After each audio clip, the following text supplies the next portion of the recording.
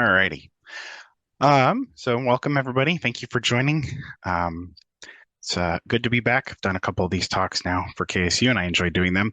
I was actually prepped to do this talk a couple of months ago, and then we had a snafu, had to reschedule.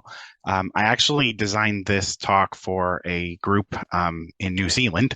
They asked me to do this talk on this subject, but I like to reuse my material as much as I can, so you get to see it as well. Um, all right, so talking about anatomy of a breach, but real quick, always like to give a background of who I am. Um, I've been in cyber now for a number of years. Started off Georgia Tech.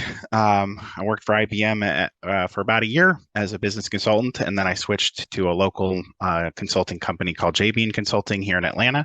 Worked for them for many years, and then I switched over to IHG almost 5 years ago now, I guess, and I've worked in a number of different roles, compliance, both for hotel and at the corporate level. And then last couple of years been focused on security architecture.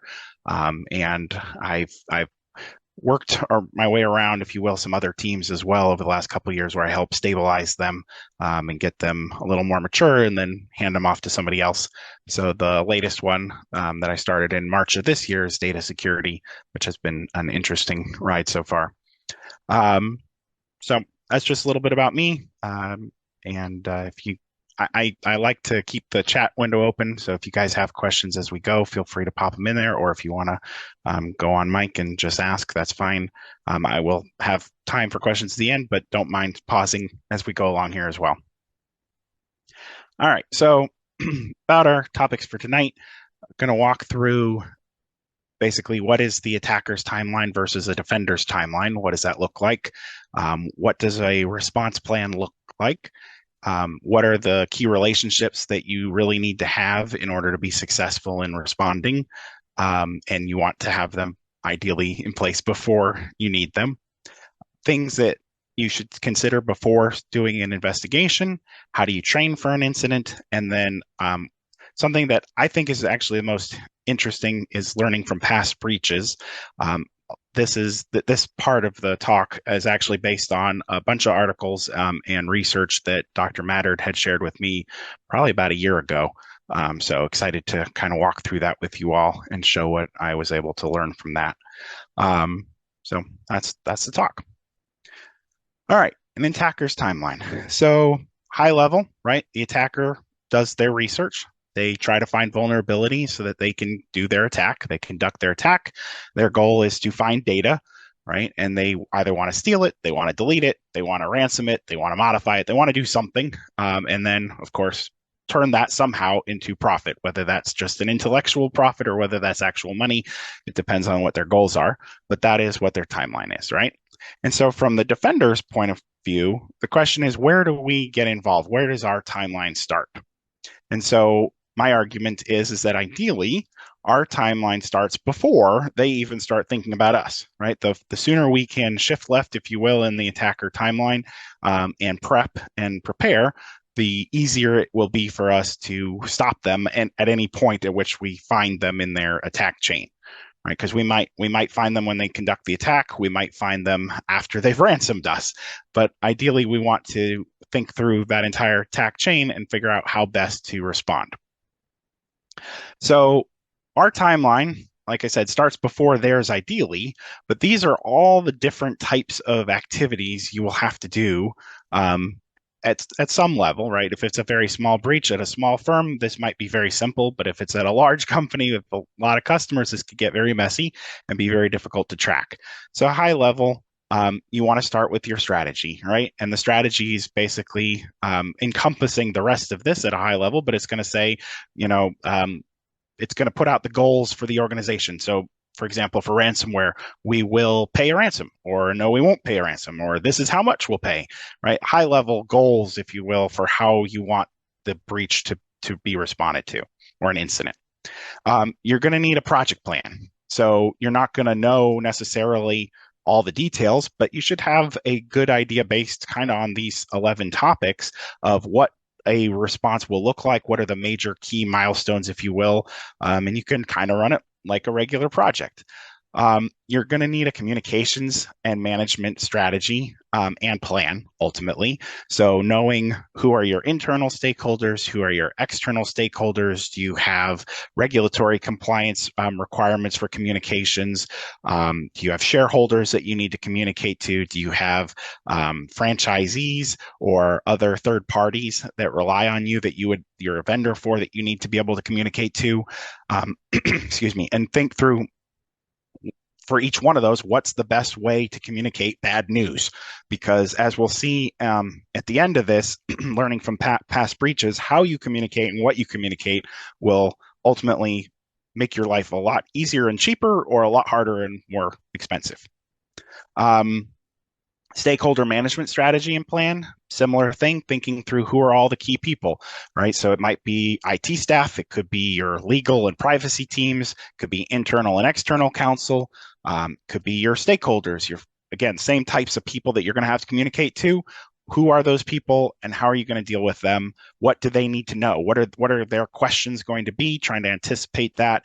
And that ties into similarly to the next piece, metrics and reporting. What are they going to want to know and when throughout this whole project, essentially, or process?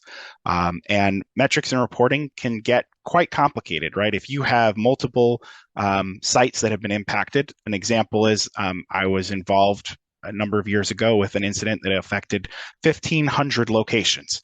Not only that, they were franchise locations, so we did not own them and we did not have the power to come in and do something without the franchisee agreeing to it before we could even get started, right? And so having metrics around agreement, having metrics around the investigation, the endpoints that are involved, what the status of each of those are, what the cleanup is going to look like, right? All the pieces, tracking it and knowing how to report that out in a quick and easy manner will make your life a whole lot easier if you've thought through it before versus having to create it on the fly.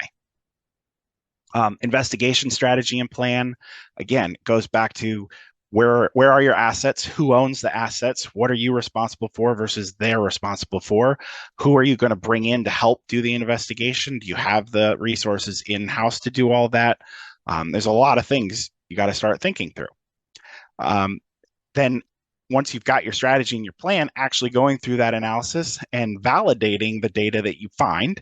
And you have to do this in conjunction with or in partnership with legal, because you don't want to potentially mess up or tamper with or harm evidence that might be useful, right, for prosecution if possible, depending on who the attacker is and if they're able to be brought to justice or all those types of things. A containment and eradication strategy. So great, we figured out what's going on. We know maybe who's doing it. We know how they're doing it. How do we stop them? And then how do we get them out of our environment? How do we kick them out? How do we put things back together and be able to move on with business as usual? That arguably is the longest piece of this entire thing, outside of maybe a lawsuit that continues for many years.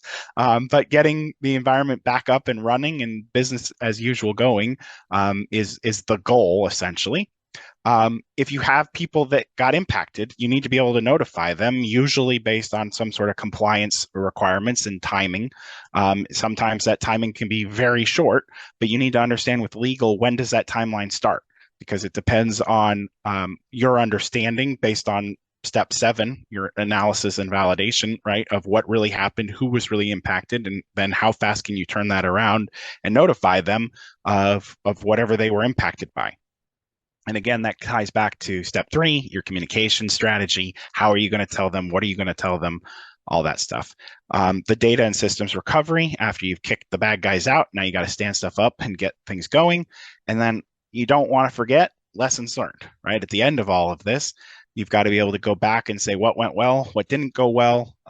Hopefully you've been taking notes throughout the whole process, because you're running around with your hair on fire, but you also need to be able, hopefully, to not have to repeat the same mistakes later.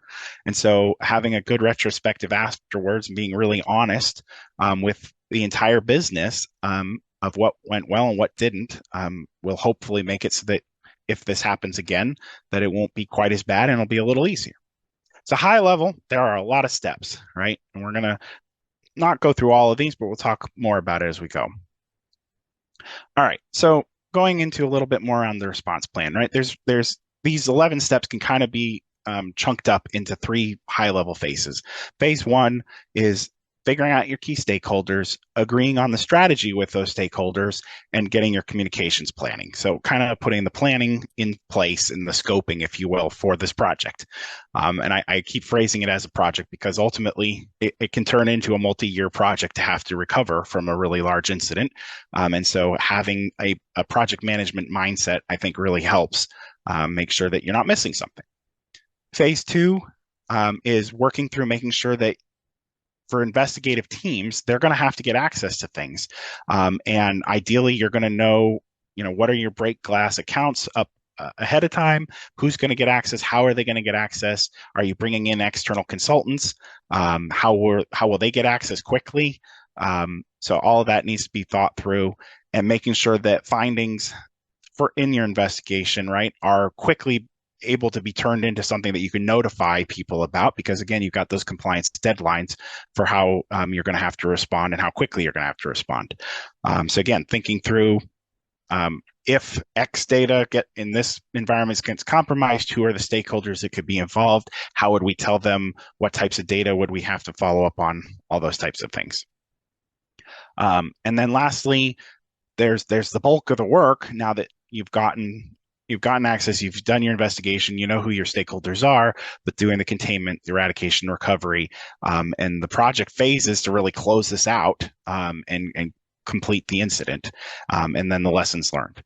So these are kind of the phases, if you will, to the response plan. And again, kind of going through those 11 steps just in a different format here. So key relationships. I think I touched on a lot of these, but the more relationships you can build, especially as a cyber professional beforehand, before you need them, the easier your life is going to be, and the faster these people will be able to help you when there's an issue, right? So if you have cyber insurance, knowing who to call, who in the company is going to call, and how do you communicate with them, right? Because ultimately the insurance's job is to not pay you, and your job is to get them to pay, right? And so it's a balancing act of what you can communicate and legally what you want to be able to communicate and what they're going to give you, et cetera, and what they're going to require. Some insurance are pretty strict about how they want to be communicated with and what types of information they're going to be looking for, and what you're going to need in order to make a claim. External legal counsel. Most companies, I think, are going to look for external legal because the in-house legal this is not their forte, if you will. And especially if you are concerned about any external litigation, then having an external counsel can make the process a lot easier, because they can essentially own the relationships with the forensic investigators. They can drive a lot of the process for you, and can make it easier to get reimbursed through insurance, as well as help from a legal case perspective of them controlling and documenting everything for a legal case. Consulting services, there's a lot, right? And so it's not just the forensic investigators necessarily that you might need to bring in if you don't have the in-house capabilities, but also the business is trying to run their business during an incident, right? The business can't stop. It might get slowed down. It might get put on pause, but they're going to want to pick up and continue doing what they're doing as fast as possible. And you're trying to keep your normal day job of running cyber working at the same time as trying to run a giant incident. So having people that you can pull in quickly to do the day-to-day work of a project, not just even cyber specific, but being able to do the project management, the metrics, the reporting, communications, the dealing with the different stakeholders that need to be dealt with, can make your life a lot easier. And so thinking through that and having them ready, getting, whether it's a bucket of hours that you contract with or however way you want to work it, having them available can, again, make your life easier. The forensic investigators, again, the sooner you can make a relationship with them, help them understand your environment so that they're not coming in brand new, fresh, not having a clue what they're looking for or with, what the tools are, et cetera, having them able to help partner and guide you really on what you will need should an investigation need to occur, will, again, just speed up the whole process and make it easier. And then from a communications perspective, right, if you have a lot of customers, and you're going to have to notify them, they are 9 times out of 10 going to have questions or concerns, and they're going to want to call you or get in touch with you and have a conversation. And you need to understand what are the FAQs going to look like, and who's going to talk to them, and what are you allowed to say legally, what are you not allowed to say legally. So again, having there are firms out there that you can have a retainer with that can come in and basically do all that. They have mailing houses for notifications. They can send out emails. They can do all of that for you. But again, you don't want to be having to invent that relationship with them during an investigation. The faster you can build that beforehand, the easier it's going to be for everybody. I guarantee when you have an incident, again, you're running around with your hair on fire, proverbially, hopefully, you're still going to have to be figuring out new things on the fly. That's why you have the lessons learned at the end. But again, the more you can think through beforehand, the easier it's going to be. All right, so some things to think about before you're doing an investigation, right? So we talked a little bit about legal requirements. One of the things that I see get confused or messed up many times is, you'll be told label everything privileged and confidential, legally privileged and confidential information, right? So try to keep documents or notes out of a legal court case. Well, that works, but only if you've got a lawyer copied on it so that they have jurisdiction and have the legal privilege over that document. If you don't, if you drop them off an email trail, for example, that whole email trail might be then able to be found during a legal court case and pulled into it. So you need to understand with your legal team how they want to be communicated with, what needs to be communicated through them, and what can be put in writing, what shouldn't be put in writing, all of that. So having again that relationship with your legal team and understanding what they need will save you as well as the company.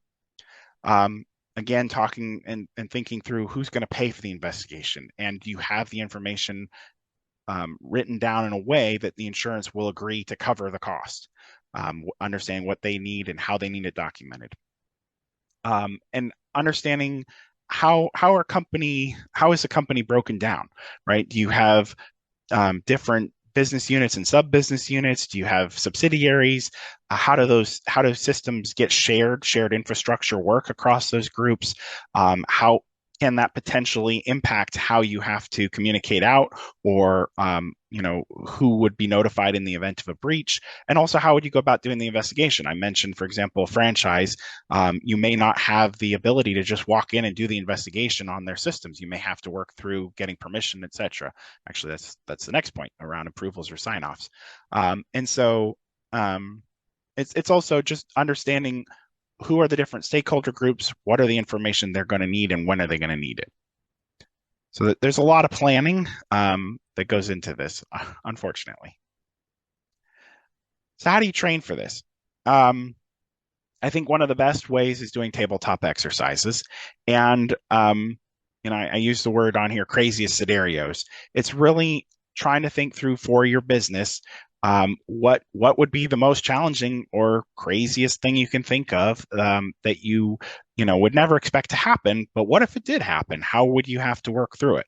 And a lot of times when you go through that exercise, just brainstorm what could go wrong or bump in the night, is when you might realize there could be a lot of challenges that you would not have thought of. So for example, I've posed here a couple.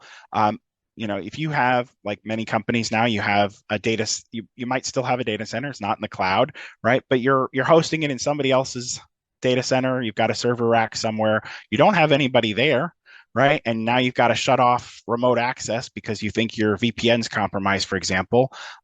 Then how are you going to be able to administer and keep the business running if you have nobody there and you don't have remote access? You're going to have to fly somebody across country to get into that data rack, or potentially even to another company or country. How will you be able to respond?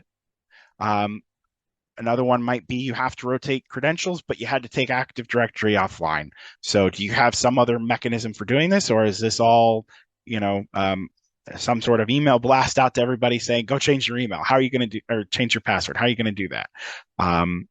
Another one is if you've got, um, this is maybe not specific necessarily to an incident, but you've got a website, right? And you're getting hammered by what you think are bots, robots, right? That are trying to break through your web application firewall, right? They're trying to get to your website, bring it down, or trying to steal data or whatever. How do you figure out? How do you know if somebody is a real human, a real customer that needs to be served, or if it's a bot trying to do something malicious? And during an incident, you don't want to be having to figure out that process. So a lot of different ones. I don't think we necessarily have to go all of these, but I think the point is you want to be able to detect unwanted activity. You need to be able to figure out what the source of that activity is, what did it do, and can you stop it? And as I mentioned, if you may not have access to everything anymore because you've had to shut down systems to try to contain the bad guys. So if you had to shut down X system, how would you still be able to service or manage or get to Y, right? From a legal perspective, who and when do you call for help? Who do you call in? Are you calling the police? Are you calling the FBI? Are you calling a forensic investigator? You need to think through all that. And then who and what and when, right? Do you need to tell people things, both inside and outside the organization, as we've talked through already. All right, so this is, I think, more of the interesting, at least I found it interesting. It might be a little dry, but I'll try to make it interesting. So learning from past breaches. There's a lot of different ways that researchers look at the different types of responses to a breach, but ultimately they're looking to see how does it benefit or harm a company both in short and long term. And so you can categorize a breach as a type of a service failure, essentially, right? So if you go into a McDonald's and they take 30 minutes to get you your food, right, where it's fast food and it takes 30 minutes, that is a service failure on behalf of that location, right? They should have been able to serve it to you in 2 minutes or 5 minutes, whatever it is, right? And so as a customer, you're going to judge and evaluate them. The same is true for a data breach, right? I gave you my information as a customer, and I expected a certain level of service and protection that comes along with that confidentiality. You have failed. Now I'm going to judge you, right? And so there's 3 different ways of judging, essentially, which I thought was fascinating. There's interactional justice, there's distributive justice, and there's procedural justice. And we're going to go through and define what these are and how they do or don't make a difference, basically, in how a company responds to an incident. Something that's a little separate but wanted to call out here is that there are things that are called whitewashing actions, which are responses that don't actually address any of these components of the dimensions of justice theory, and they, not a surprise, but they don't have an impact on the performance, basically the customer's judgment and evaluation of your response. So for example, if you put out a statement saying that the database in question did not include these passwords because they were fully encrypted, that is considered, that's a whitewashing type action or statement where you're basically saying you weren't impacted, so it doesn't matter. And so in that case, as you could see, okay, your passwords got lost, but they're encrypted, so there's not a problem. I can move on with my life as a customer, and I'm not upset about it. All right, so let's jump into interactional justice. And I've got a little loading battery bar on the right to show how these build effect-wise and whether or not they have an effect, but we'll summarize at the end as well. So interactional justice, in the way it's defined, is the perceived fairness of processes between people. And there are these different characteristics of politeness, honesty, and empathy, and the type of treatment that somebody receives from others. And the way that a customer, if you will, measures that is by the amount of explanation and the amount of effort made to resolve the issue from a service perspective, right? And so examples are an apology, taking an action, value commitment, customer relationship type statement, meaning like in that case, we want to say how much we appreciate your business, and then information disclosure, just letting you know what happened. And so I've got a little key here along how they tie to honesty, politeness, empathy, etc. But essentially, each one of these, they are an explanation and an effort that is trying to explain or fix the issue. Excuse me. And the way that people are scoring you, if you will, is along this metric. And what has been found with the research is that these types of statements don't really have an effect on how people feel, taken care of essentially from a service breakdown. So I thought that is definitely interesting. Not necessarily what I would have expected, but definitely interesting. The next one is distributive justice. This has a small effect. It's a little more than the last one. And there are 3 dimensions here. So equity, equality, and need. And it is basically the perceived fairness on behalf of the customer of decisions, benefits, or the things that they got out of it, the obtained outcomes, right? So an example here is compensation, where they're saying where available, Marriott in this particular instance is offering guests involved the options to enroll in a personal information monitoring service, Identity Works, free of charge for 1 year, right? So basically, I gave you information, and in this case, Marriott lost it, and so there was a break in service. So in response, Marriott is compensating me by giving me 1 year of Identity Works for free, right? This is very common for many companies, that they will offer a free information monitoring services, typically for a year. I think there have been some cases where courts have ordered it for longer, a couple of years. But in general, this is a I gave you X, you didn't solve what I needed, or you didn't do what I needed, and so I'm giving you something else in return. So it's an equity, right? Did I get it put in? Did I get out at least as much as I put in, or did everybody get the same amount? So in this case, everybody, all the guests involved, got the same amount. And did it satisfy the need? Did I get as much as I required? Was 1 year enough? That's going to be up to the individual customer to say, yes, this makes me whole and complete, and I'm okay, and I'll shop with you again. Or no, I'm still ticked off, and I'm not going to be your customer. This does have a small effect. People do see this, but there are better ways to handle this. Okay, so procedural justice. Procedural justice is the perceived fairness of the processes, sub-processes, components, and their specific implementation. It also has factors. There is the factor of communicative freedom, the possibility of getting rejected or accepted, or rejection or acceptance of a result, right? Perceived ease of participating in procedures, basically accessibility, how easy was it to do something, adaptability and individualization of the process, was it flexible to my needs essentially, perceived duration of the process, how fast were you able to do this. So an example here was from Walgreens, and their statement was, Walgreens recommends customers monitor their prescription and medical records, and for further information and assistance, please call this toll-free number. So in this case, I would argue it's relatively operationally swift, right? I know what to do, and I can call a number fairly quickly. The monitoring I might have to do for a while, that may not be so swift, right? Is it flexible? Yes. As the customer, I have the option to do this or not. Is it accessible? Depending on how easy it is to monitor prescription and medical records in this instance, it might be pretty easy to do, right? I log into Walgreens and I see if anything changes that's funny, and then I can call their number.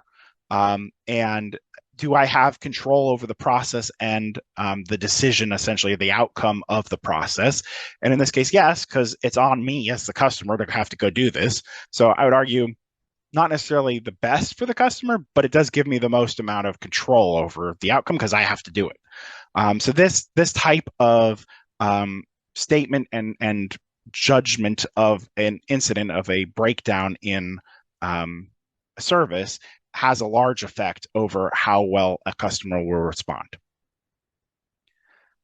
So essentially, like we said, interactional justice and whitewashing actions don't really seem to have an effect on how people respond to an incident.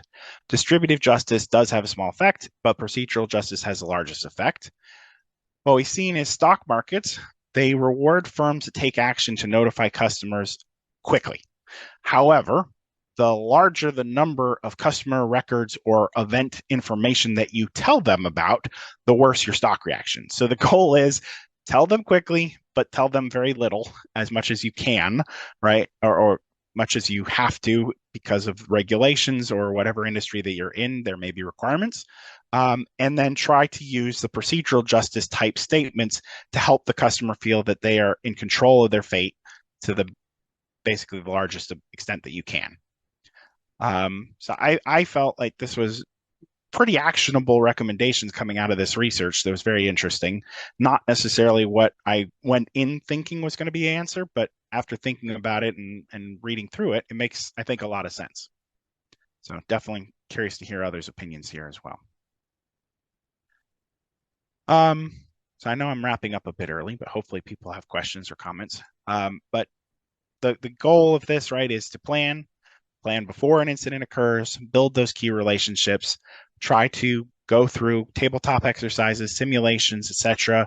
Learn from those simulations. If you get through the simulation and you're like, yep, we're good, don't have to worry because we all know what we're doing, you probably should worry. You probably don't know everything you should, and you probably missed something.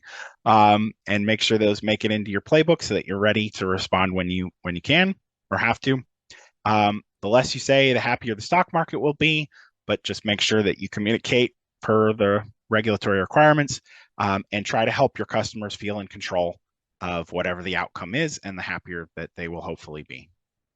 So that is it.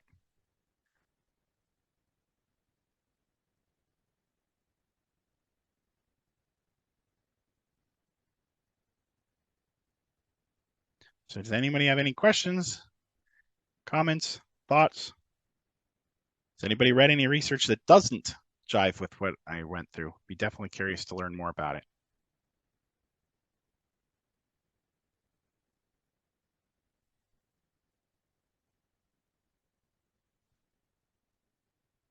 Can you hear me?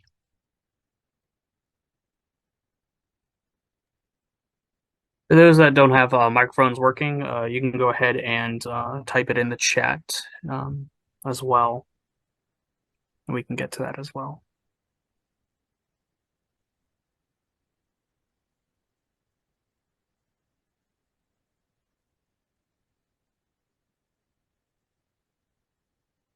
Any questions?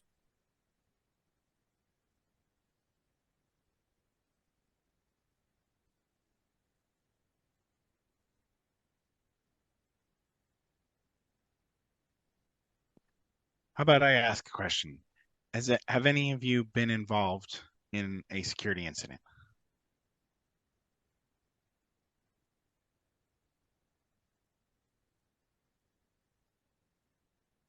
Yes, as a As a customer. customer, That's good. When you think about how you were informed, um, can you kind of relate to some of I can go back up, to some of these types of responses?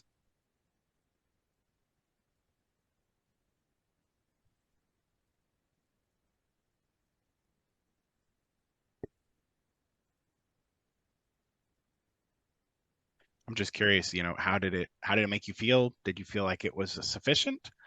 Or, did it leave you upset still?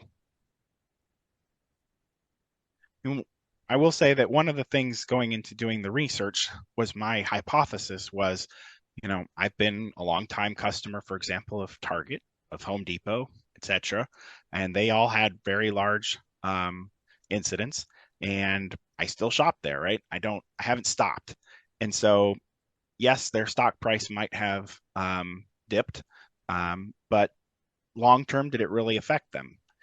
I know that for my company, IHG, right, we've had a couple of pretty significant incidents over the last 5 years or so, that have made the news. You can Google them.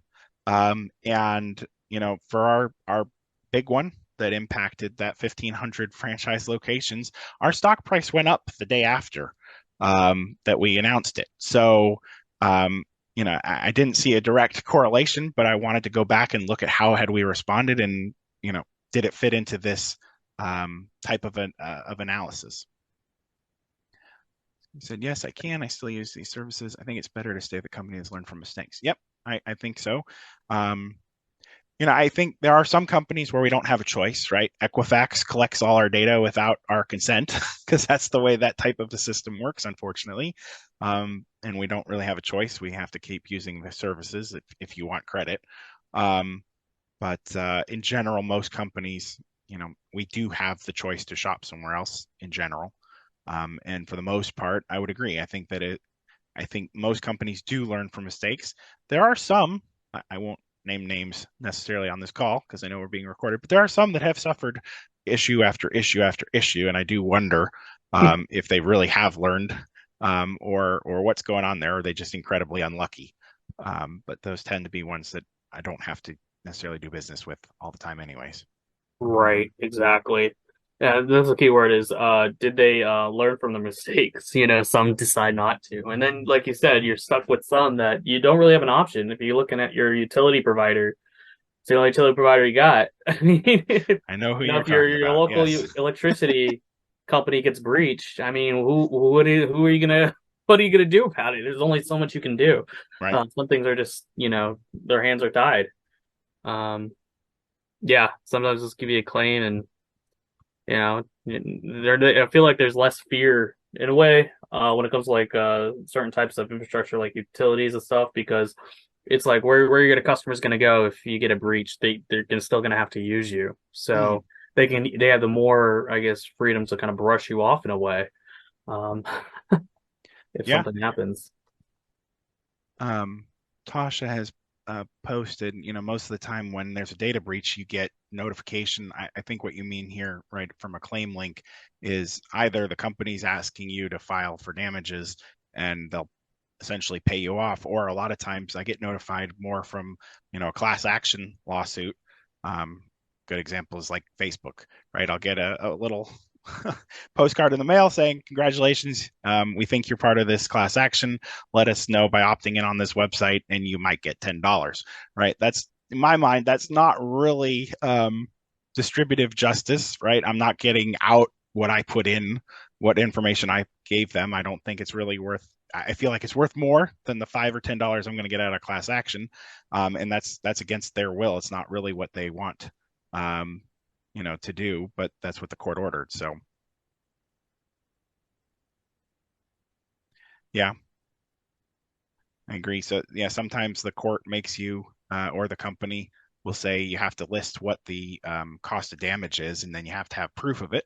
So they put the onus on you, which can be quite challenging versus the fact that they were the ones who got breached, and they should be the ones that are able to understand what were the impacts to me. As a SOC analyst, would they take part in communicating with third-party supporting companies or just managers? Great question. Typically, SOC analysts would not be talking directly to people outside the company, right? Even the SOC, just as a whole, I don't care if you're the director of the SOC. In general, that's not your job to go have to talk with external people. Um, in this case, you'd probably be reporting up to some sort of a project manager over the incident, and then they are taking that and helping communicate it out to legal, which is usually going to work with some public relations communication team to get it out, whether it's to a third party or to customers, etc. In general, most folks inside the security team are not going to be having direct connections with people outside. Um, what I have seen is where, especially if you have a call center, right? They're going to build up a list of questions that they're getting from customers, and they're going to come back and say, "Hey, these are the types of questions we're getting. Can you help us answer them?" Right, in a generic way. It's not going to be on a per customer basis, but they'll want to know, high level, what are we doing to fix this? High level, what have we changed from our processes, or what uh, maybe what's the best way for this customer to change their password and reset their account or whatever it is, right? So there, again, you're not directly talking to the customer, but you're helping the company as a whole know how to better respond to the questions that are getting asked. Mhm. Yeah, you'll have somebody called a CIR coordinator essentially that's going to be inside the group, and that's an 80 level position. So that's usually someone who's in incident response for quite a bit while as an analyst, whether it's a CSIRT or a SOC of some type. and it's going to be an AD level or higher. And their job is kind of to coordinate the incident themselves as well. So they will be, after you as an analyst come up with all your notes and revisions, they look at the case and then they connect all the internal parties involved, right? So, if they needed to reach out to the other company, they'll get legal involved, and then legal will make connections. You might do some white glove emails out externally, but mostly you're going to kind of take direction from that 80 level incident coordinator who's going to be working behind the scenes while you are, working on the case. They're going to be asking you updates and working behind the scenes with legal and stuff like that to, figure out what's the best avenue of approach to mitigate the business impact. Essentially, if you're an IR, that's what you're going to be doing is minimizing business impact because the action has occurred. And then your IT teams, they're going to be they're usually trained help desk to work with the SOCs. So they get familiar on like what kind of questions we want to ask and need to ask, and they have templates and stuff. And so if someone, say, either an employee or a customer calls that help desk, they're going to collect all that data, as much as they can, information they can, because that's the most critical for us, is as much information as it can, whether it's, even if it's too much as it can get to us, that's the best. And then they forward it on to us, and then we will essentially take control of that information and determine, okay, how do we escalate this? Is it something we can resolve at an analytical level, or is it something that we need to get, the CIR, the incident coordinators involved, and say, hey, we have a breach, start the SLA, like we got to start taking action now, based on, that initial look through that we get forwarded from IT, essentially. One area where I have seen SOC analysts get to directly interact with somebody outside the firm like that would be if you have like a responsible disclosure program. A lot of times, incident response or the SOC or some combination there will be responsible for responding to those. So somebody says, "Oh, I found a SQL injection vulnerability on your website or whatever." And so they submit that. So a lot of times the incident response or SOC will analyze that and then send them back some sort of a response, even if it's just to say thank you. Yep. But that would be about it. Yep. Good question. Yeah. Anything else?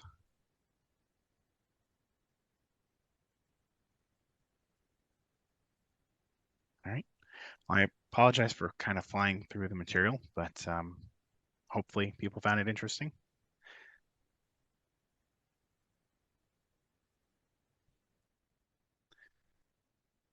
All right. You're welcome to follow up where we go to the last slide here. No, I stopped sharing, but you're welcome to look me up on LinkedIn, send me up follow-up questions. I'm more than happy to chat. All right. Thank you.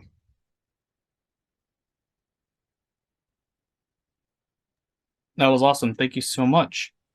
Let's give it like a 4 or 5 minute quick break while I set up the next PowerPoint, and then we'll get into the next lecture.